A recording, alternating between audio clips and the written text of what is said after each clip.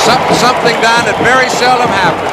They sent both safeties in on the play. He saw the play get jammed up. He figured there must be an opening to the outside the other way. Tried to make a big play out of a bad situation that came up empty. That's what Clemson's been trying to create. Nebraska now takes the big loss, and their punter comes in. There's Tim Childers, who was a backup player, was only on the scout teams last year. He was the most improved player in the defense this year, worked into a starting job. You saw him there. Clemson gambles on defense and wins. Here's the punt downfield. It was almost blocked. Grant Campbell hits it down, and a fair catch is made on the Nebraska side of the field by Billy Davis. And so Clemson gets it back in good field position after a 37-yard punt. The Tigers have it when we return to the Orange Bowl. Clemson, the third Orange Bowl appearance. They haven't been here for a while. As you see, they were here in '51, and as Coach Frank Howard, the retired coach who coached then, says, we humiliated Miami of Florida with a late safety, 15-14. Coach Howard says he retired because of illness. The alumni got sick of him.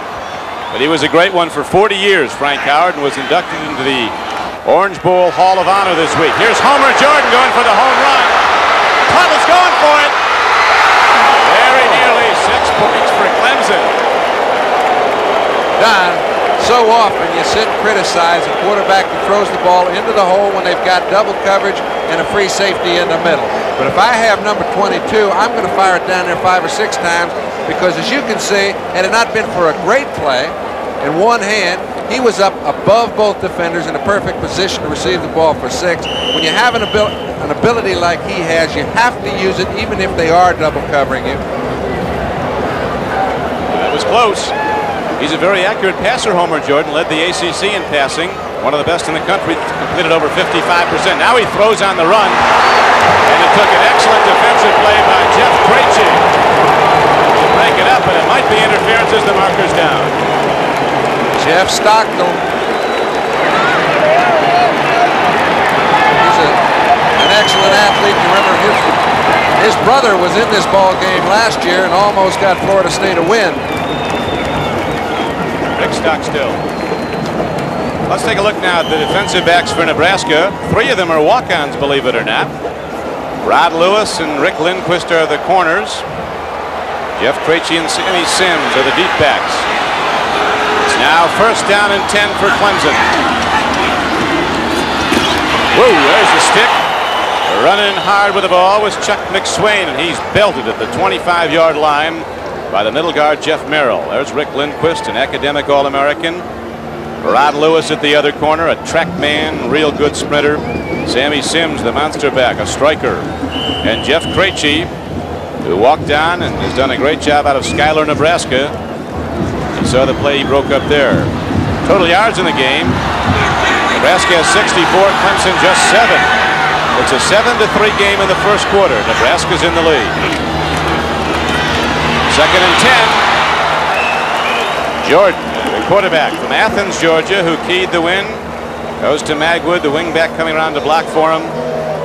Homer Jordan going back to his hometown, Athens, Georgia. Clemson, the only team to beat last year's national champion, Georgia. The only team to beat Georgia in the last 2 years. They won 13-3 this season. And you can see why Osborne would be a little concerned with Jordan. The man has quickness, fine throwing arm, and makes decisions and takes off on them. And a good touch, John, on the run, like right now. Here is Homer Jordan, pump faking, takes it himself, and gets down to about the 21-yard line, well short of a 1st down, so we might see Igwebuike again. Jimmy Williams, the All-American defensive end, really a linebacker. He's a stand-up defensive end for Nebraska, made the stop. Williams out of Washington, D.C., Wilson High School, 6'3", 220, is the fastest player in the Nebraska team, 220 pounds. And here is Igwebuike. They had a Nigerian kicker the last few years at Clemson, Obed Ariri, and now another comes in. Igwebuike, who hit from 41 yards, again hits it way up in the air, and he's right on time.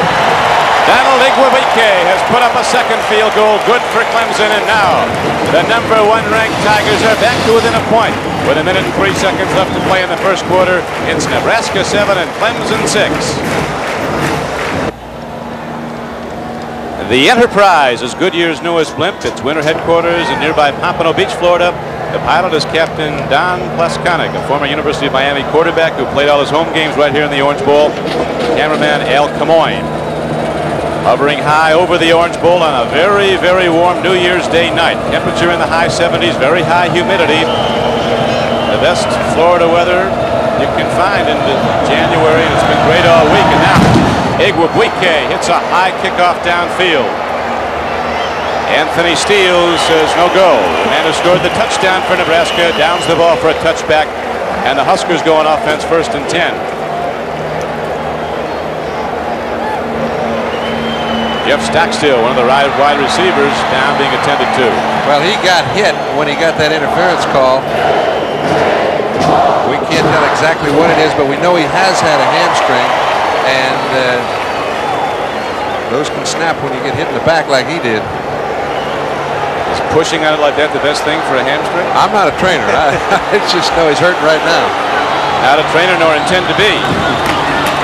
Here is a handoff up the middle. Looked like a marker came in from off the play. Umpire fired something in there.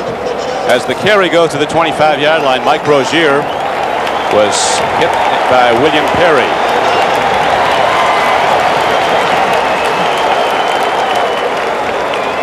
Taking a look at Tom, he's a little concerned right now, and he always gives you the look of being concerned, but he doesn't agree with the call. Now, the official came over and tried to explain what was called on that particular play. People that look at Tom Osborne, and I had a chance to play with him for a couple years in San Francisco when he just got started, they look at him as one who doesn't say very much, is very quiet, very businesslike. He's one of the most involved people I've ever met. Some people have a lot of expression, but he's got all the emotion you can possibly. Outswing to Bob Trumpy. Bob? Yeah, gentlemen, an observation for you. Nebraska very seldom plays football games on grass. The coaches were concerned about the footing of the players in this Orange Bowl, but actually Clemson is the team that's been slipping. Nebraska's had good footing tonight. Interesting point. Nebraska's played only one previous game this season on natural grass.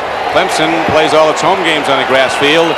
Rozier runs the ball on a 1st down and 20 from his 10-yard line. He got out to about the 14. Jeff Davis again on the stop along with defensive end Bill Smith. Rozier, an all-Big 8 player, as a sophomore with 943 yards coming into the game and 6.3 a rush. Don, sometimes I get a kick out of the concerns that coaches have, and being involved for as long as I have, there's always some concern. But when those players get on the Orange Bowl floor and are both going for a possible #1 ranking in the Orange Bowl, they could play on pavement and they wouldn't care. Right now, Maurer goes on the grass up to his tight end Jamie Williams, and that swarming Clemson defense all over the ball. And again, a penalty marker comes in after the play. A gain of just 2 yards on the play, but a marker came down as Williams went down. Junior tight end Jamie Williams from Davenport, Iowa. Took over when All-American Junior Miller went to Atlanta.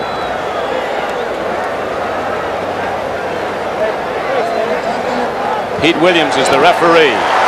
Ball goes against Nebraska again.